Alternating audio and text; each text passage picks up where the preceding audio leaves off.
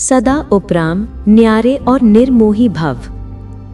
मैं रूहानी यात्री हूँ, एक अनंत यात्रा पर जहाँ कोई गंतव्य नहीं, केवल अनुभूति का विस्तार है।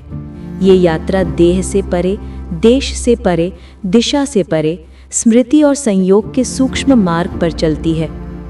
जो आत्मा इस रूहानी यात्रा में निरंतर अग्रसर रहती है, उसे किसी और यात्रा की आवश्यकता नहीं पड़ती, क्योंकि इस एक यात्रा में सब यात्राएं समा जाती हैं। जब ये यात्रा आरंभ होती है, तब मन और तन का भटकाव थम जाता है, चंचलता स्थिर हो जाती है और आत्मा स्मृति के प्रकाश में विलीन हो जाती है।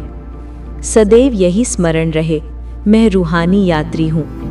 यात्री का किसी ठिकाने से मोह नहीं होता, वो केवल अनुभव करता है, गुजरता है, लेकिन ठहरता नहीं। यही स्मृति उसे सहज उपराम, न्यारा और निर्मोही बना देती है। वो संसार में रहते हुए भी संसार से परे होता है, जैसे कमल जल में रहकर भी जल से अछूता रहता है। हर क्षण उसके भीतर केवल एक मधुर गान गूंजता है, वाह बाबा, वाह तकदीर, वाह मीठा परिवार। ये गीत उसका मार्गदर्शन बन जाता है, उसकी हर सांस को भक्ति से योग तक पहुंचाता है। जैसे बाप को सर्व स्वरूपों और सर्व संबंधों से जानना आवश्यक है, वैसे ही बाप द्वारा स्वयं को जानना आत्मज्ञान का सार है। जानना केवल समझना नहीं, बल्कि मानना है, उस सत्य को अपनाना जो मैं वास्तव में हूँ। जब आत्मा इस स्वस्वरूप को मानकर चलती है, तो देह में रहकर भी विदेही हो जाती है, व्यक्त होकर भी अव्यक्त बन जाती है।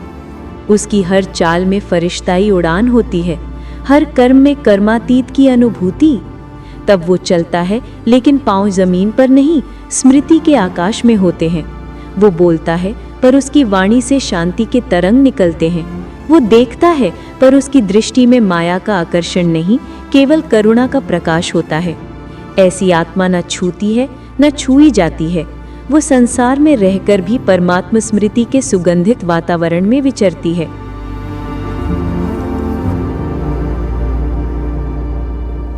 वही है सच्चा रूहानी यात्री, सदैव उपराम, न्यारा और निर्मोही।